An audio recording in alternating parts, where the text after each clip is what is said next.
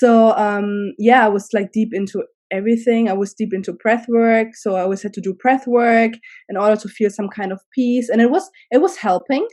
And like even some things in the new age, like I would say, like this psychology part, there's nothing bad about it. Like you learn a lot about your thoughts, like having negative or positive thoughts and not identifying yourself with the thoughts. But if you have deep trauma, you just learn so much mentally, but it's not really working. You have so much on your mind, so much knowledge and so much wisdom, but it's not like the pain was still in my heart. Like although I did so many like inner child meditations, I would go back into the memories, but I would always just kind of like re-traumatizing myself, like going back and trying. Like I was always like, okay, I found out, about my mother. Then I was like, okay, I understand now. She had pain. That's why like she projected that on me. So it's like, okay, I understand that this has and there was nothing about me. That was not my fault. So I would also always understand all of the things, but still the pain and the emptiness was still there. So it's like it's Yeah. never enough. There's so much, like to have a buffet of so many things in the new age. You can do this, then you can do crystal healing, and then you can do Reiki, and then you can do tarot cards. And then I thought like, oh yeah, astrology is giving me some kind of power. Now I know how to heal myself and what's gonna come in the future. So you try to grasp on some like security on these concepts, and it Yes. gives you a little bit, but it's never fulfilling. Like it's never, Yeah. you're still seeking. If you're honest to yourself, you're still seeking and you're not satisfied. Because that Even though relational void is still there. That it's because still we were there, designed for that relationship with God, and that void is still there no matter how many healing practices we learn. it's still there, and it's always gonna come back. I always felt like, oh, I have the next high, I have the next enlightenment and the next revelation about some shadow part of myself. And then like 2 days later, I would feel myself depressed again. I would feel like crying, and I was like, oh yeah, the next layer of my energy is like clearing right now. Oh, it's because of the full moon Hmm. right now in Pisces. And Oh oh, my goodness. I was so into astrology and all of that stuff, but I still felt the pain, although I was aware of everything. I was like, why is it not going away? And then I was like, okay, now I'm going to go for the hard things. I'm going to do ayahuasca because, I saw so many the kind of testimonies on YouTube about ayahuasca and people doing it. I was like, okay, this must be so healing. And then after that, I'm be happy, like finally happy again. And then I can finally heal people from a full cup, because I always felt like I was helping people because it gave me something. I was just helping so that I would feel good. Oh, I'm helping other people. I'm a good person. Yeah. And so last year I would go to Costa Rica and to Mexico to do ayahuasca and to do DMT. And yeah, it was like the worst experience I ever had on psychedelics. It was so traumatizing. Like I was literally in hell. Doing ayahuasca, I would see demons, but yeah, no, but it was traumatizing. It was so terrifying.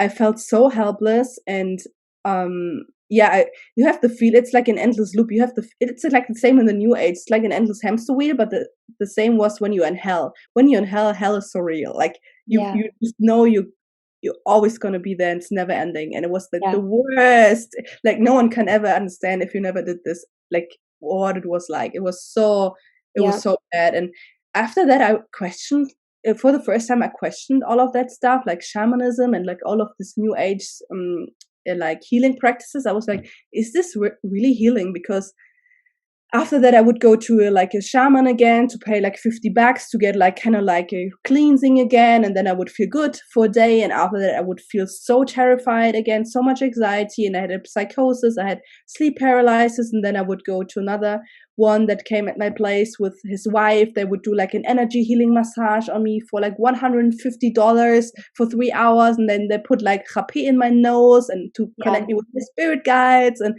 I was crying so much, and after that I got worse mentally, and I was like, oh, I'm paying so much to people, and I think like they're helping me, but I felt like it got worse. And I was like, I don't know, I was just frustrated because I was like, I kind of like tried everything in my life right now, and nothing is really helping. I feel like I'm just spending my money to get even worse mentally. So That's what I love about your testimony of doing ayahuasca, where you realized because the shamans were telling you like, "Oh, you're healing your shadow self. Like your shadow self is coming up." You saw when you were on ayahuasca, it wasn't you. You saw the demons. You knew that it wasn't It wasn't something in you coming up that was making you feel terrible. It wasn't this shadow self you were working through. You saw during that experience that it was actually demons tormenting you and all these people around you.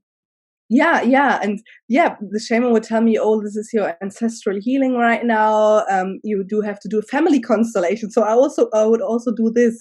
Like I would also go like 1 week after the ayahuasca to a family constellation. I always paid money for that, but it didn't work. Like nothing has changed in my life or anything profound happened. But yeah, I could see that like after I think it was like into this like really dark horror trip for like 7 or 8 hours, and after that I realized, oh, this is not me. So then I realized, oh, like then I felt really peaceful for the first time in this trip. I felt like, oh, this wasn't me, because all the people were throwing up and I was like, I was not throwing up, and I was asking myself, is something wrong with me? I also have to purge, and I felt like I also need to purge, but I didn't need to purge.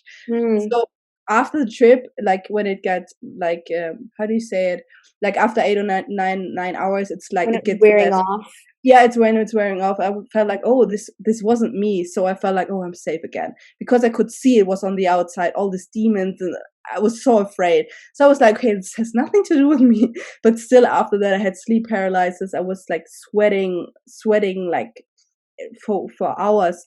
And every time when I would fall asleep, I could feel my soul leaving my body, and I didn't even want to do it. It was like doing astral projection without wanting to do it, and I couldn't feel my body anymore. Like I couldn't feel the ground. I was so afraid.